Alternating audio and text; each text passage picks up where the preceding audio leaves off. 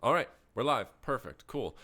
Hi, everybody. Whoever's watching this at this point in time, let's see who's watching. Welcome to whatever day it is today. It is May the 23rd, Saturday. It's a lovely, whatever kind of overcast day. And welcome to another thing where I talk to music people. And today I have the wonderfully talented Myra Marshall with me. Hello. How's it going, Myra? Not bad, not bad. How are Not you, bad. Steve? I'm just doing things. And so Myra is you see in the overlay, there's she's plays with the Riverjacks, and there's a few places you can follow her. All those like Facebook and Instagram, they're in the description of the video. And if you're watching this, you can join the chat, and if you have questions for Myra, you can ask them. You can say things. I'll be watching it, and I'll bring them forward to her. So, well, let's start. Like, how are things? Like, since let's get the elephant out of the room or whatever. How's things since the COVID thing? Because you're like a performer. You're also you're working and family and all that stuff. How's things? Um, I'm finding, oh man, school for my daughter it's hard to keep her motivated. I don't know that it's motivated. Keep her from distractions at home. She was doing really good the first little while, and I'm finding now we're having to catch up sometimes on a Saturday or just trying to keep up with work. And I'm trying not to stress because it just frustrates me. It's like, I don't know, we're working on that. Work wise, I work at the Smith Clinic in Camrose, but I was laid off about a month ago. It's just been really slow at the clinic. Doctors aren't seeing patients much, and more phone conversations. So when the money's not coming in, the staff needs to be cut. So it's supposed to be temporary. We'll see. But that's also given me time. I run a market garden also, and so it usually takes me about 2 weeks to get it in. So it's given me time to get that done, and we'll see if it ends up that the layoff lasts longer than 60 days, then it's not the end of the world for me, because that'll be approximately when the garden kind of kicks into full gear. So, right. But musically, nothing is happening.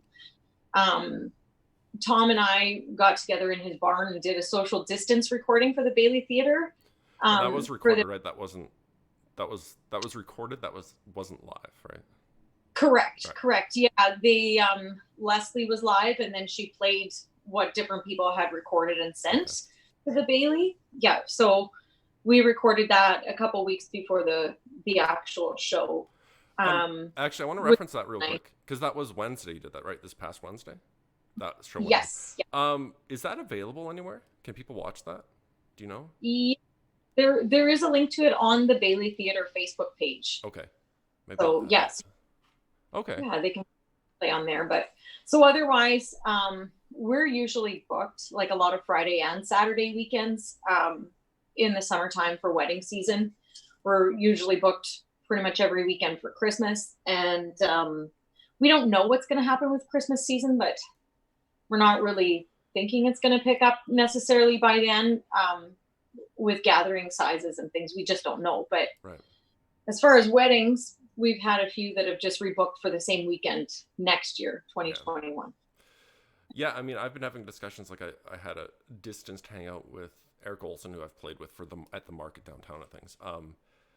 And like there's discussions like for choral things, like if you're in a choir, it's going to be a long time before that comes back. The big band I play with, we're planning for this season, but we don't know if it's going to happen. Those kinds of things. So yeah, I mean, it's all up in the air, it seems. Yeah. I saw just a couple days ago, Brett Kissel released that he's doing a drive-in concert at the River Cree. Yeah. So I don't know. It's kind of a cool idea. They Safeway is sponsoring it, and then all of the money that goes from the car passes is actually for Alberta food banks. Nice. So cool. But yeah, I mean, imagine the process of actually setting that up, and even people being on stage, since they say like no singing and stuff. So see how they do that. Well, and that's the funniest thing. I think about like singing on mics. This is something I brought up when this first started. I'm like, now we're gonna think about who has sung on that mic before and has it been cleaned. You know, it's that kind of thing. Oh, it's like, I always think that. Like we, as a band, even for our own microphones, Tom Leachek that also has our sound equipment. he's always got Lysol wipes. And so we always wipe down even our own stuff, even though it's all labeled and we are the only ones that use our microphones. But even like years ago when I used to host jam sessions at Uncle B's, that A1 lounge, I had like alcohol spray that I would spray on them. It's so gross. And you just pray that, like I used to do, when Martha's Music, years ago when I worked there, rent out the karaoke, and we'd have to like pretty much like it just like destroy the microphones with antiseptic sprays and stuff, because it's like, who knows who's been singing on that. So wow. And too, like a long time ago, remember like the Claddagh Irish Pub and different places, then you'd get a smoker on the mic. Just terrible. I mean, anything where there's a microphone is like, I mean, you're spitting, right? You're like into the mic. Most people are like touching the mic, and I'm personally stage back, but but that's why they say even chorals singing, like there's nobody likes the word moisture anymore, but there's a lot of vocal moisture in the air. It's moist. Yeah. You just sing moistly. Oh man, that just got ruined with internet culture. Yeah, I mean it's gonna be a while before I think live shows. I've heard that some places who used to do live shows are now considering shutting down completely because that was their income essentially. Yeah. So. Yeah. Oh. And so the Riverjack, who was in the Riverjacks? Like, who are you guys? Okay, me. I'm the newest member of the Riverjacks. I've been with them about 4 years. Ryan Lindsay used to be their front. Okay. And so now Tom Leachuk and I basically share the front 50-50. And then he also plays guitar. Chad Schott does some singing and plays guitar. Jeff Oram plays drums, and he sings a bit too. And Garrett Rochaud plays bass. Okay, yeah. Yeah, so it's kind of nice because with having 4 vocalists, then I love harmony. Like background vocals are pretty much my favorite thing to sing. And so I get to sing a lot of harmony in the night too. Yeah, cool. And so what is what Riverjacks, it's a cover band, but do you have like specific covers that you guys do, like any sort of genre or? We basically just top 40. So, like good for a dance band It's not modern events. Top 40. It's all through the years kind of top 40. So yeah, there's some oldies and like, country, pop, rock. Okay. A bit of blues. Nice. Yeah. Okay. And I guess it doesn't happen now, but do you guys how often were you guys rehearsing? How often would you guys get together and work things out? Or like, did you have your set ready and you just kept going places? Yeah, we have our set ready. And then generally for wedding season, we'll have a few songs to learn for specific couples. For what they want for first dance or that kind of thing. The odd time, we had to learn something.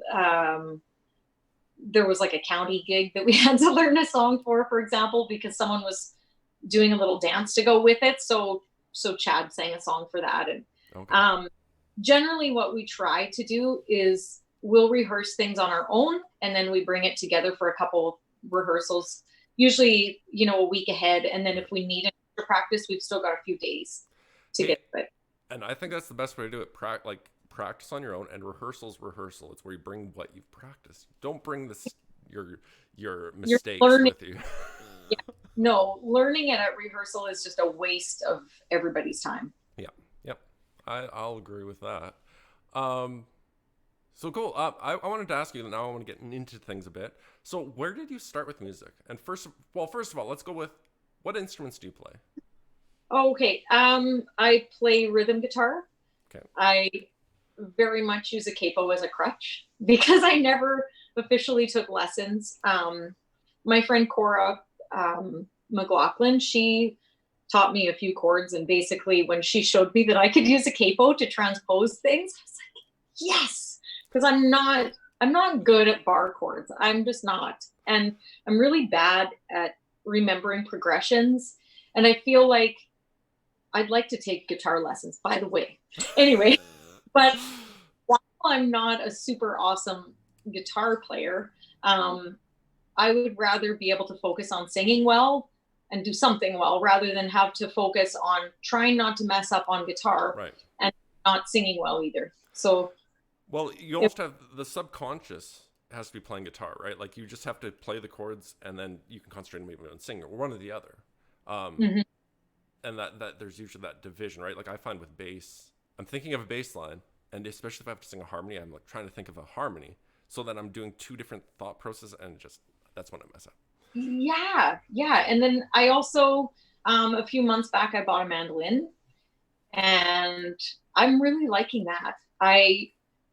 The thing that's helping me a lot with that is that the fingering is the same as violin, which I'm not a wonderful violin player, but my daughter is taking violin lessons from Heather Martinson, Okay. and so I'm also renting an instrument and kind of learning with her. So it really helps me. And then I find too I can learn a little tune on mandolin, and then sometimes I can poorly play it on violin. Yeah, it's fine. It's just the intonation is the problem. Trish asks, what is your absolute most favorite song to sing, Myra? Oh, that's my auntie Trish. Okay.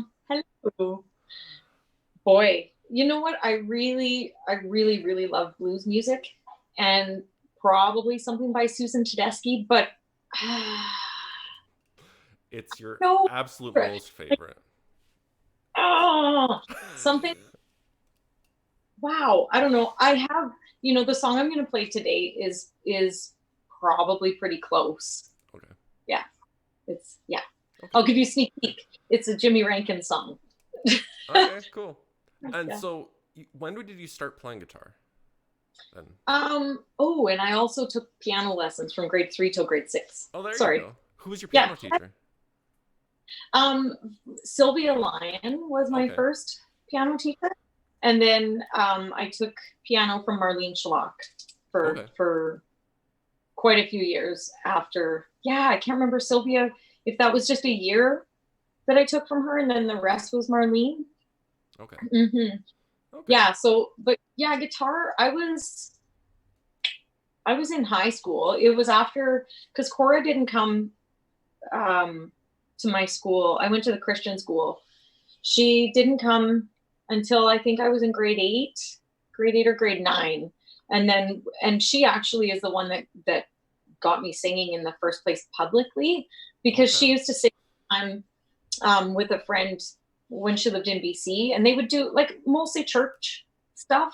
And then we just started singing it like during chapel at school, and we'd put a song together or whatever. I sat next to her in music, and we were both altos. And when it was essentially like, oh, you can sing harmony. Hey, you can sing harmony. So we kind of put together a little duo. But yeah, I didn't start playing guitar on stage. Ooh, I'm looking at it right now. I can't think. Um, Cora was with me when I bought my first guitar too, but Okay. I, oh man, I was still playing in a blues band, and I didn't play it a ton. I mostly played it at jam sessions and stuff, which I have to remember other things I was doing at that time. I was bodybuilding at that time, and that was 2008 was sort of Okay. when but then I went through a time where in my blues band, Robert Renman played Right. Yeah. with us. I didn't really play guitar during that time. Because Robert So was playing, so you're like, I'll let you do it. You're fine. yeah, he Yeah. and I'd play a bit. We had a duo for a while too, and we'd Okay. do dinner entertainment. We did a few things like for the PC party. We'd All do, right. Okay. just I don't know, that kind of thing. And so I'd play a little bit, but still not a lot. I would say like the majority of my stage playing has been with the River Jacks. So like the last 4 years, I would say, is when I got more into it. And it was about a year ahead of that when I got this guitar. Okay. So Okay. yeah, And so you mentioned you went to the Christian school, Cornerstone. Is that, yeah, okay. yeah. And how long did you like? So, Is that when you grew up? Is that where you kind of the whole time, or? oh, well, we moved to Camrose in the summer of '88, Okay. I believe. And we started school, my brother and I, at Chester Ronning, and he Okay. was really, really bullied. We lasted there about a month, and then we went into to Cornerstone. So I was in grade 3, and I graduated from there. So when I started at that school, there were 35 kids, including my brother and I. Okay. And it was over. It was kind of over by like by Mirror Lake at that time. Okay. There's like sort of those pink apartments, the like the 50 and over, the adult living or Right. Right. whatever. It was part of, I think CLBI owned the little schoolhouse is what it was. And then at the time that they sold that land, then we had to, we moved over to where Dr. Bibby's veterinary clinic is now. And we were in there for a few years. And then they ended up getting the land in Kingman because one of the families at the school, their house, actually their furnace blew up. So Oh. their house was gone, and they ended up moving back to Ontario, but they donated the land to the school. So the school Okay. built it. Mm-hmm. I mean, you kind of want to say like it's a Christian school act of God, but it's like, oh, that's not a good kaboom, and then it's like, there you go. Oh. God Yeah. works in mysterious ways or something, if you want to quote that. Yeah. Yeah, cool. And so did you do anything after, like, you finished high school? Did you do anything after that? Like, did you do any post-secondary or anything like that? I went to Estelle Academy of Hair Design, Okay. and Okay. I I was really interested, like from biology, I was really interested in the eye and in the ear, and part of me Okay. had considered going to school doing something with that, but I was such a perfectionist in school. I had essentially burned myself out. And I was always interested in hair too. And so I basically at that point decided that it would be probably less stressful. And so that's what I did. I chose hair school. Okay. Cool. Well, because Mm-hmm. Eric mentioned one time, just to reference him again, he was saying, yeah, you're the one who cut his hair when he was younger, I guess. So, yeah, well, that's neat. And so you were really, uh, I caught on to the eyes and ears. You're interested in the biology of them. Just, Yeah, I'm gonna poke that out. I think because dog is the cutest thing ever, by the way. Um, I I think what it was when I dissected, like we had to dissect a cow's eyeball, Okay. and in dissect, there's so few, like there's really so few parts in an eye, Yep. and something about it, I was just really amazed by how simple the actual item or The glue item. ball. It's like a Well, yeah, the vitreous humor, the yeah. aqueous humor, choroid layer, and the lens, right? And so it just seemed like, how does this do all of this? Yeah. But it really has to do its job, and then it sends the information to the optic nerve. And I found the same with the ear. I thought there's not a ton of working parts in it, Yeah. but somehow it works. And And so, for yeah. someone like you, though, it's really important. Like music people, we need our ears to work. Eyes we could get rid of if we needed to. Well, and here's the fun fact: I got my eye surgery a couple of years ago, and they put a lens in my eyeball. So if that's cool for Oh, you, like a cataract surgery? it's kind of like that, but it was ICL, like a Collamer lens. So I had terrible Oh, eyes. Now I can oh, see music easy peasy. nice. So there's your interesting thing.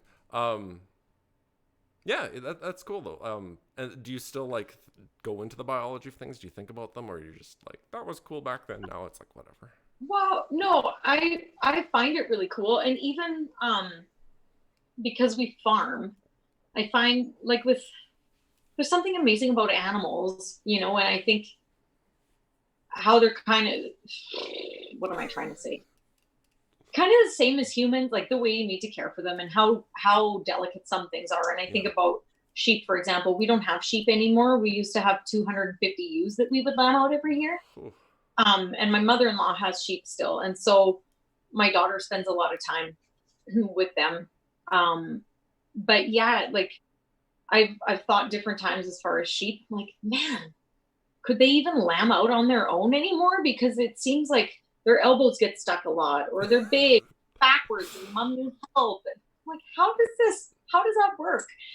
But, and then now with me, the main thing I would say I do with the farm now is like running the market garden every year. Okay. And as much as I hate quackgrass and I hate thistle, I'm really fascinated by their root system and weeds in general, how they can be so prolific, like with the seeds and the way they spread and the way that the roots basically will go along and they break really easily. And yeah, like, man, you just can't get rid of quackgrass. They grow fast on top of the roots. There's no, like, you can pull them out really easy because it's like there's no structure there underneath. Oh, so. Unless dandelion, this and quackgrass, it's not that easy. Right. Some weeds are easy to pull, but some of them are just not. I feel like there's a metaphor there, like you could apply to life somehow, or people, maybe. And I'm not gonna. I try to keep this like non-biased or anything, so I don't say anything to that. So let's go back to music. I just want to. So you say you're into blues. Would you have like what are your influences? I guess in music, like you mentioned your friend, probably that would have been an influence to get you into music, right? Yeah. Well, and you had talked about your sister. I didn't watch your interview with your sister, okay. Musical theater, but when I was taking voice lessons from Carol Glidden, okay. Yeah, do you know Carol? Well, my mom, I think, worked with her, so. Okay, yeah, and that's how I met Carol, because my mom was the librarian at Jack Stewart, and so. My mom worked with your mom, I think, so. Yeah. Okay, perfect. Briefly. Yeah, so they, mom had asked Carol if she would give me voice lessons. So that was in grade 9. I was still playing piano. Okay. And voice. And she had always done really well with musical theater and different things in the music festival. And so she would basically get me my pieces, ahead of time so I could work on them. But I was still, the thing I really appreciated about her was that I could still do, like I would do movie, TV, pop, and classical, and musical theater, and oh man, I did a lot of different categories in the music festival, but she never made me sing with an O-shaped mouth. And that was one thing that I feel like when people are really classically trained, you hear it in all styles of music that they sing. Yeah. But it builds really great habits for like the rules of music, right? But I feel like it's hard to break, to stray from that sound, right? Well, so I was classically trained. Like I went to Augustana and I was classically trained, and it's hard to break habits. Like if you want to sound, you're trained to have pure vowels and all these things, and it's hard to break those. I still work at it a bit, and everything I'm like, where's my rasp, or where's my, things that would be more associated with popular music rather than classical. So yeah, which I think at the same time, I used to want to be a Disney singer, so so I would have needed that, right? But the one thing though too, like Carol also really helped me to break a lot of bad habits too, because I at the time like really, really liked country. And so what did I bring? Oh, it was Amy Grant, Rocking Around the Christmas Tree. Oh. But Amy Grant really did it as like rocking around. And so Carol stopped me right away when I started. He said, okay, don't slide into your consonants. Don't in your R's. And just things like that. And I feel like I still really enunciate well in my singing. And I still warm up before I sing. Like I took a lot from my lessons, and actually I'm sort of taking lessons still. I bought a vocal, it's Ken Tamplin Vocal Academy is what I purchased. He's this old Christian rocker, and like even his free YouTube videos are really good. Okay.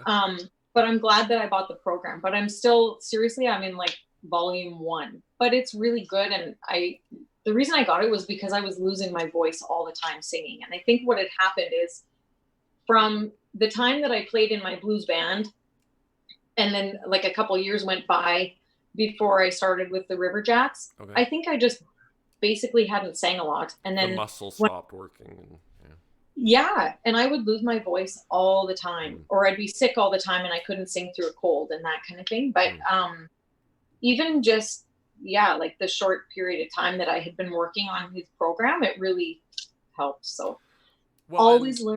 It's the breathing. It's, being efficient with your voice without wrecking it. Like you can definitely push your voice, and that's fine as long as it can handle it. But if it can't handle it, then and that can affect you later in life too. If you're pushing it and it's like, oh, this is fine. Come later in life, you won't be able to. You'll barely be able to talk, So I think across all streams, it's like learning how to breathe properly is huge, and like the exercise of it. There's always this importance of being physically fit, essentially, to sing, because like so you don't run out of breath all the time. So you're having that. Your body's ready for it, because singing's hard. To sing well is hard. You can sing however you want otherwise, but singing well is difficult. Between the ear, which you like the ears apparently, and like the whole instrument. If you can't hear what you're singing, then you're done. But also, if your instrument doesn't work, your body, then I know people who can sing, but there's something with their voice that maybe it's too high and weird, and it just doesn't sound good. Like, it's just, they can sing okay, they can match pitches, but it sounds painful. So I mean, I don't name names either, so it's fine, it's okay. But I've worked with a few. No, go ahead. Oh no, there's some students I've worked with, they play guitar, and it's just I was teaching guitar, I wasn't teaching voice the past year, so it was like, I don't want to teach you voice, but I feel I should teach you a few techniques, because you're trying to sing and play guitar and you just need it. Right? So yeah, I mean, and it's simply just learning how to breathe and use your whole body for it. Don't breathe up in the chest. Like there's the simple rules, and then there's the stuff that you almost have to listen to yourself to know that you need work. I record myself all the time. I'm like, oh, I hate that. I need to redo that. Me too. So when I first started singing, I would like wear out cassette tapes. I would just wear them out, because I would record, and then listen to it, and then that is what I would do. I'd get home, I'd finish my homework, eat supper, and I'd be in my bedroom singing, and I'd come out and everyone else was already in bed, but I had recorded like a whole cassette tape, and sometimes I would play from one stereo like to the other, so I could add harmonies, and I would just play. But then the pitch gets messed up, right? Because the speed would be different, or as the tape would wear out, it just wouldn't play the same. Yeah. But it was something too, like you said, like when you were saying, well, where's my rasp, or where's this? And there were different things that I found from recording when I would listen back and be like, well, how did I do that? Yeah. And I'd back and I'd sing along, play it back. And sometimes it would just be something that it happened when I sang a certain word or a certain part of a phrase. And so I would really pay attention when I sang that to what was happening and what it felt like. Yeah, I don't know how else to describe it. No, yeah, and I mean, that's pretty old. The way you're doing that's pretty impressive. 2 tape stereos. These days, things are a little more modern these days. But I'll do that where. Welcome to the 90s. Oh, totally. But yeah, it's definitely like when you're recording something, you can listen back and concentrate on like, oh, I hated that. Like, what did I do? Or I like that, and what did I do? What was different? And I actually, I'll listen here. Like when I'm recording stuff, I'll listen here, but then I'll also listen on different speakers and be like, why does it sound bad? Or something like either way. So. Yeah. Well, and I think listening to yourself a lot helps. It even helps with stage fright, because I think, you think about the wedding you go to and people have the microphone here and then they're way back here. They don't like how it sounds, but then you find over time that the way that you hear yourself is what you sound like. Yeah. Basically. That's right? What you sound like. Your voice is that bad. Yeah. No, there's those times though, like I've done sound and it's like person's here. I'm like, they pull the microphone. No. put it back, because that's Yeah. you're not hearing what I'm hearing. Like, and I know the first time you hear yourself out of a stage monitor or something, you're like, whoa. It's like, no, you need to hear that. Like, it's Yeah. okay to hear that. So it's, if you know your voice ahead of time and what you're supposed, when what you sound like, then you'll be okay with it. Yeah. And not feel awkward or have have self-confidence issues or anything like that. You'll know what you're supposed to sound like. Yeah. It's just another, practicing voice is quite different, I find, than practicing an instrument, because you have to, like, it's a workout. It's essentially you're sitting at a piano or something, do vocal exercises and working the instrument. You know, so I don't know. Yeah. It's work. Yeah, no, and I mean, you're right when you were talking about how important breathing is, and that was a lot of my issue too, was that I hadn't worked a lot on vocal support for a really long time. And that's one thing that Ken Tamplin always says too, is that, like, your breathing is essentially like the engine to your singing. And if you're running out of air and then you're squeezing at the end, you're wrecking your vocal cords, your muscles, right? And then he even talks about how does he phrase it? I think it's like that, like, too much air is like the kiss of death to your vocal cords, because it just dries them out. And so, one thing that I really try anytime that I have room to breathe, I breathe through my nose, because then it warms up the air and it moistens it before it hits your vocal cords. So that's a little tip there that I learned from Ken Tamplin. Well, and if you need a lot of air really quick, like if you're doing a quick breath, learn how to breathe through your mouth and nose at the same time. Get it all in, and you're like, I'm set for 5 hours or whatever. But it's filling that gas tank when you need it and using that energy, because if you run out, that's when you're straining. Things will close off. You'll get, you know, you need that air, and fresh air is important. Don't just breathe the furnace air. Go outside, get fresh air. That's the rule. Yeah. Because it's, it is what drives us. It can keep us healthy by having good, clean air. So it's important. So anyhow, yeah, that's voice. Myra does voice. There you go. And so you studied voice, like, you took voice lessons how long? From grade 9 until the end of grade 12, 3 years. And you were at Cornerstone, so was there a choir there at the time? We did actually. We would enter, like, for a music festival. Okay. We never took part in anything where you'd really tour or anything. Right. We also played recorder in the music festival, like a recorder ensemble. I love recorder when it's played well, and you have all of the different, like, the really big ones and the sopranino ones, and I don't know, it sounds really good. When they aren't plastic, they can usually, like, if they're wood recorders, they can sound lovely, but it's like, oh. There's too many, like, memes online and stuff where there's a recorder playing, like, some really fancy, beautiful, like, My Heart Will Go On is a standard one where somebody's playing a recorder poorly along with it, and it's painful. Oh, yeah. Yeah. It's a painful instrument. But I'm actually, in one of the songs where I'm doing a bunch of videos that I've been working on, the solo for it I think I'm going to do on recorder, so that's going to be a treat for everyone. Do you know, I always assumed, like, I thought I'd be able to pick up a recorder and just play it again, because I played it so much, and I would do like solo entries for the music festival. Okay. And I did, like, I always got honors for whatever it's worth. So I thought that it would be something that I wouldn't forget, but I forgot. I tried. Mine was like the playing poorly with My Heart Will Go On. Oh yeah. Out of tune, out of time, everything. I mean, you could try something with the Riverjacks and see if you stay with the band after that. Well, you know what I really like is a melodica. Oh yeah, yeah. I need one. Well, and when it was like that olive green on the back and like a cream color on the front.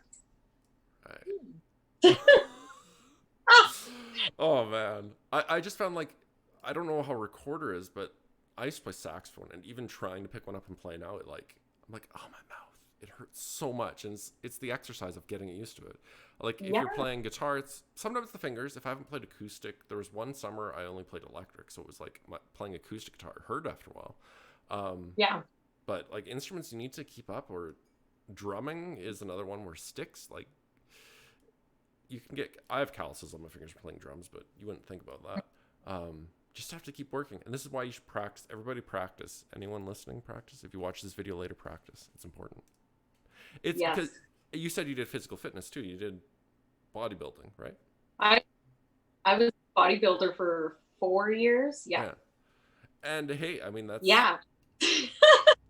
how was that for you? It, it was fun. Like at the time, I'm really glad that I did it. It was Yeah. really, really hard.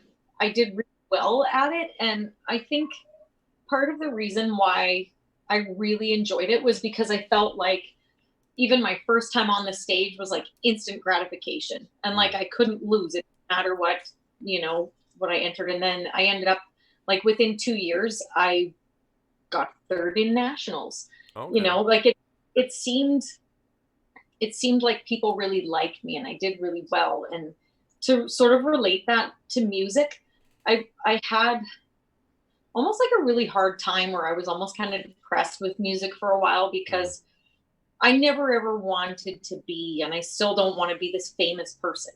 I just feel like I never got what I wanted with music as far as like I'd love to do more studio work and be a background vocalist more like the person that people phone if they need someone to like at music festivals. So you fill in for multiple artists or like that kind of thing. I wanted to do jingle singing and I had sent in different things to companies that would do jingles and stuff, but I'd never get anything back. I had songwriter for a while that was like, oh yeah, send me some demos and you can do demo singing for me. And that never worked out. It just felt like there were a lot of things, and I kind of went through this time again with music where, again, like I used to enter a lot of different singing contests, country vocal spotlight, some kind of, I can't remember, search for stars and different karaoke things and things again where like I couldn't lose.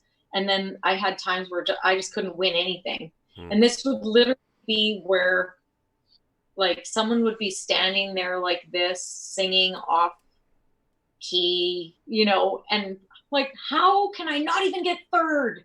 How can I not even get third? Like, how is this happening?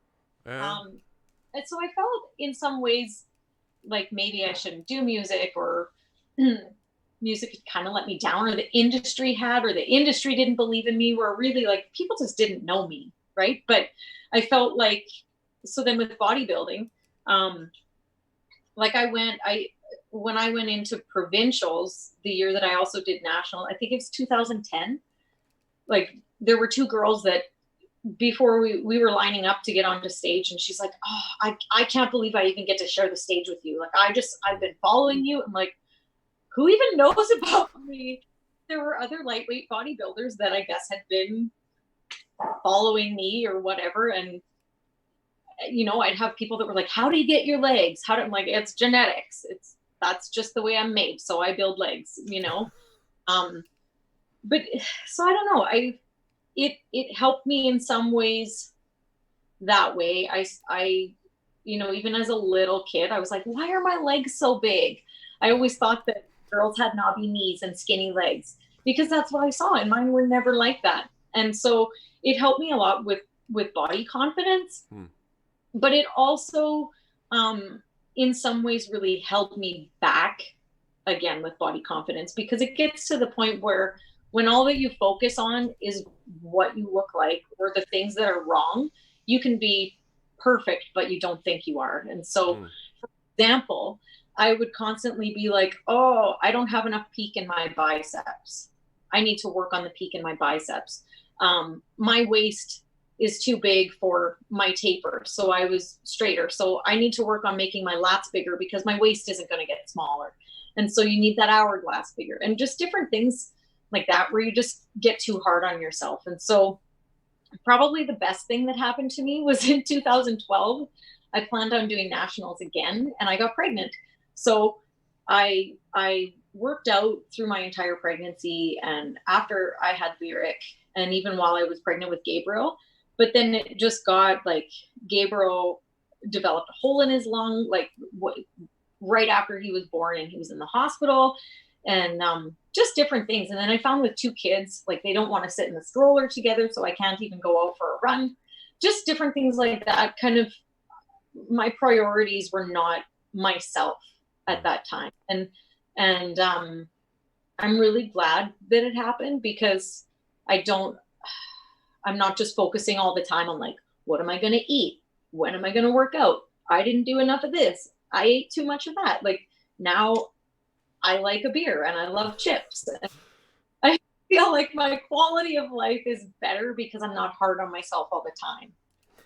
Well, and that's kind of a good point in a few ways, like, body image, and then also, but the artist thing where you want people to appreciate what you do, and some people will, and some people won't. And it's difficult. I think it's even gotten even harder these days when there's a lot to see, like internet, the kind of the advent, like we are children of the whole advent of the internet and things like that. And people don't understand the internet was like so different way back.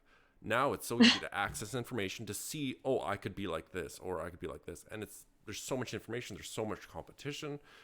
People are fishing for likes all the time on their profiles. Like they'll post an image like, why didn't I get 2,000 likes? Or I don't know why I said 2,000. That's a terrible number. But I was going to say 20 and then I went to 100 and then I put them together. But you're fishing for appreciation from people who are anonymous on the internet. It's like, you have to appreciate yourself or there's no point. Like find where you can accept yourself. And I think, sometimes it takes, whether good or bad, like an event to happen that kind of humbles you, and then you appreciate maybe some other things about where your life is.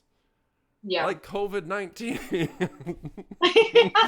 Oh, I brought that around. That's one thing.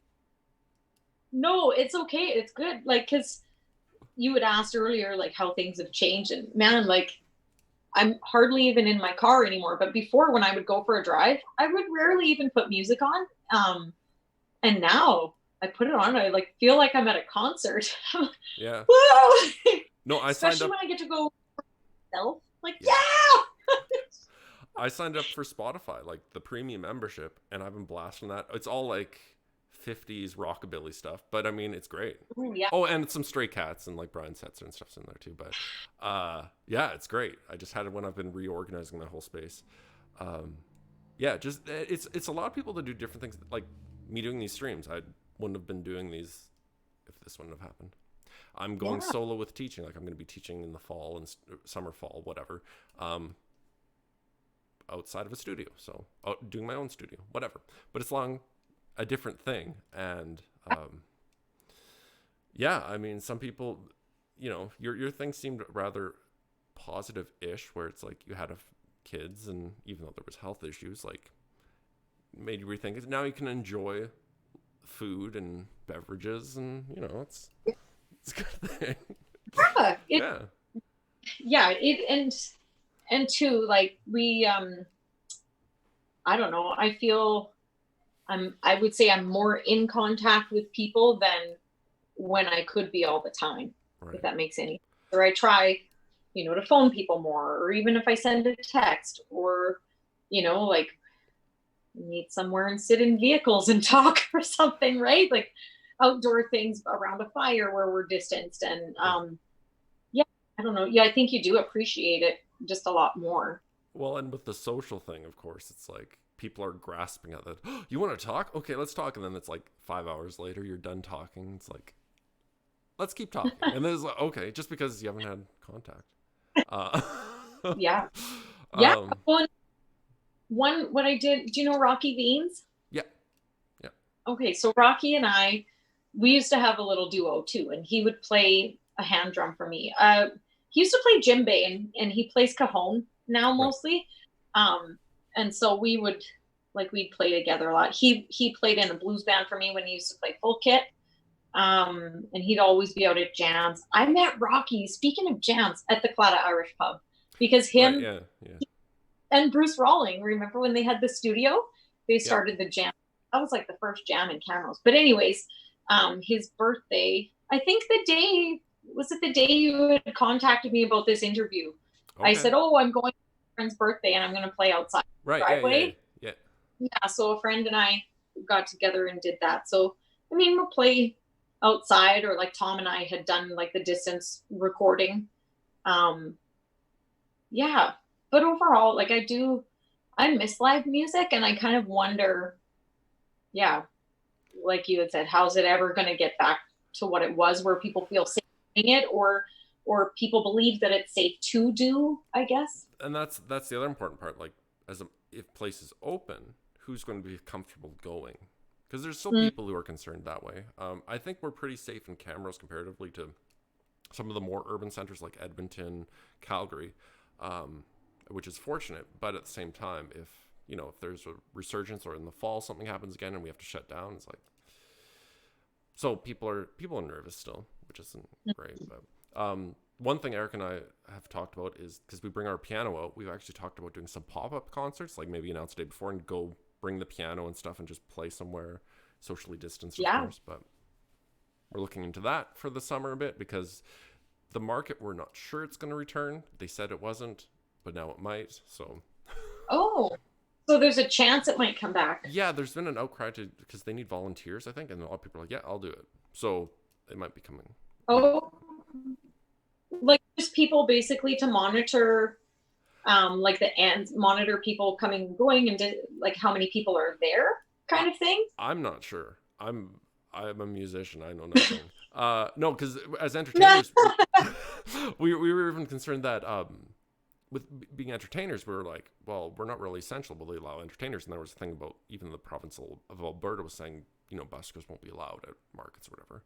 But I mean, with this, you don't know what's changed tomorrow. So Oh yeah, it's true. It is. It's daily. yeah. Yeah. So so we're getting near, like, we've got, a few minutes left. So if people are in chat, they can like ask questions of Myra, but we're gonna have Myra do a song at some point in the next little bit. So we'll talk about that. But this will get, actually, let's talk about the song quick. What song are you planning on playing for us? I am going to play a Jimmy Rankin song. It's called Midnight Angel. Okay. And I know I kind of said play a song. You're like, I don't know. Does this song have meaning to you, personal meaning to you, or anything? Or Well, it's not like, well, actually, I do have sort of a life experience with it, but it was um oh man. So when I was singing in the blues band, it would have been around 2008 or something. I had gotten we got tickets to go to the kickoff party at Big Valley, okay, yeah, and Jimmy Rankin was playing there. And I think this was the last song that he played in his set. And after he finished, I was just crying. Like it was, okay, I was left. He just, I feel like all of the Rankins, like when you'd hear, just for years, like I kind of grew up listening to the Rankins and stuff, and they just really, maybe it's because they're Easterners. I don't know. I feel like they're so musical, and everything is like your heart is in it, right? And right. so, yeah, I don't know. It was just so real, and I'd never really, I don't know. I hadn't really found that from music where I'd be like crying, like, what is this, like an Elvis show, or, you know, I don't know. It was just kind of interesting. So that, and then in there, he also says, by the water's edge in a harbor town. I thought, man, like, I love water and beaches. And we went one time. We stayed with Colby's cousin Jeremy out in at Halifax, and he took us around, and we went to Lunenburg. I'm like, this is a harbor town. This is amazing. Like the colorful houses along the water. And so I like the way that it's written, and I like that it's obviously like Jimmy Rankin's life. And yeah, something about it. I just feel like, oh, I can picture the things that he's written about, and picture him singing it. And yeah, I like it. I like Okay, it. cool. All right, so yeah, I'll just warn people. She's on country internet, and also it's Zoom, so Zoom has weird issues with mobile devices, so it might sound a little wacky, but that's okay. It's okay. This is live, people. This isn't pre-recorded, so you know. I'll leave it all to you. It's good, yeah, and I understand, like, there's internet issues. It's fine. It's fine, people. It's Zoom's fault. Zoom hates musicians, especially on mobile. It's fine. I mean, you won't be able to appreciate as well on live stream because of that. But check out some of our other stuff. There's in the description. You can follow. There's videos and stuff up for you guys on Facebook and things, right? Yeah, on the Riverjacks Facebook page. Make sure you go the Riverjacks, because Riverjacks is an angry Calgary band that hates that we have the same name. Oh, seriously? Yeah. They're like a folk punk band. I've never heard of folk punk, but... And they're actually like angry that you have the same name? Yeah. Like really angry. And I don't really know the story of the band's name. I think that both bands kind of originated around the same time. And I believe that Ryan Lindsay came up with the name the Riverjacks, but we've gotten hate. Well, it's like we're from Camrose. It's fine. I don't know. So we changed on our Facebook page. So now when it shows the Riverjacks, there's dash Camrose. And the reason that Chad added that was because sometimes we would get tagged on posters for punk events in BC. That's funny. That's funny. So yeah, that link actually to their you can find it in the description to Facebook and Instagram. Yeah, great, perfect. If anyone has questions, now's the time to ask. Otherwise, we're going to be closing out here. So if you have questions, bring it up. Otherwise, one thing here's, and we mentioned this before because we kind of figured Zoom might be a bit of an annoyance, is that you should record some stuff, throw it out there. And you've been doing that with your mandolin, though. I've seen that. Yeah, a little bit. Is that on your personal Instagram, or that's on your personal Instagram, right? Yeah, it's on my personal Instagram. It's usually just the 1-minute clips. I have never done that IGTV. I don't know how to do that. I should, and I could put whole songs in. Yeah. I have some on my Facebook page too, on my personal Facebook page. The one with me singing, not the one with me bodybuilding. Because I mean, I'm having a hard time. Final piece of letting go. But yeah, the big thing is if you're not going to hear justice out of Myra's voice when it comes to online stuff. So hopefully live stuff returns, because that's the important part. And I mean, yeah, you'll hear some, whatever. You'll hear record, whatever, it's fine. But like live streams, it's not the same as pre-recorded. So throw some more stuff up. Other people listen to you. Like that song might be nice because here it was like, it worked fine. But I mean, with Zoom, it's Zoom's fault. I'm not blaming you because I know you sound good. So it's the thing. All right. So I guess we're going to close out for today. Thanks again, Myra, for being here and hanging out. Yeah, and hopefully we can keep chatting, doing stuff. Maybe if I get some pop-up concerts, we can do some I can bring special guests there too, and we can just jam, sort of thing. Like we're hoping, the gazebo, that jam we used to do, would start again. Hopefully we can spread out in the gazebo and. All right. Yeah. I have a question for you. Do you songwrite? I've been doing more recently stuff, but it's usually stupid songs for kids. Often it'd be in lessons. I'd make something up, like I'd just play chords and I'd sing stupid stuff. That's usually how it works. I don't do a lot of writing. Anything I've written in the past several years, because I went through stuff way back, there was some dark stuff that probably wouldn't be good. And then, there's like stuff like, it was poetry. And I'm like, I don't know, unless I was a death metal band, it probably wouldn't work. So, there's things like that. I'm just going to talk about this because you asked the question. Songwriting I find is difficult for me because I'm usually drawn into the groove. So a good bass and drum line. And then I'll listen to lyrics and things like that. And so it's like, unless it has a good groove, it's not going to appeal to me. So how can I write something that isn't going to appeal to other people? So I'm not one of those people who picks up a guitar and play. I'd rather play the big bass and sing along with it, Well, and I find for me, I am not a good songwriter. I would love to write, to co-write with people to sort of build confidence and learn about songwriting and just have it feel natural, where I try to write stuff like, well, that's cheesy. No one's gonna like that. Like, That's kind of it. I'm a perfectionist too, so it's like if I don't like the words I'm writing, if I'm like, oh, that rhyme scheme's terrible or something, I'll just hate it and I'll leave it. yeah. So When I think, even part of being a musician, I've always found like safety in singing covers, because if you don't like that song, I don't have to take it personally because I didn't write it. But if I write it and, I thought it was really good and I put a lot into it, or it meant something to me, and you don't like it, I would yeah, take it, right? that's So the saddest. And this is kind of pointing things out about some communities. Is like that's all they want are covers, and you're like, well, how can I grow as an artist if all I'm going to be playing are the same like AC/DC songs or whatever? Like, how do you grow, right? Like, how do yeah, you? And so I don't know. As an artist, like that's almost what you have to do for yourself. That's almost what you have to do for yourself in keeping your repertoire or whatever, and be like bring it up later, intersperse it. Yeah. Rob McMillan says keep those ideas for later brainwaves. I yeah. actually have Thanks. 2 scribblers or like notebooks that I write ideas down in, whether for scripts or anything that I'm doing for videos. And just keep those ideas. I might look back and be like, ugh, but but that's when you come if you haven't. And now we're going into rank, so I was going to close up. But think of like Elton John, right? He wrote the music, but he had Bernd Taupin write the lyrics. So and then they'd come together and have their songs. Because Elton John couldn't write them. He wasn't great at words. So I mean, there's a lot of that going on where it's a bunch of people in one room writing songs for other people. So Yeah. Yeah.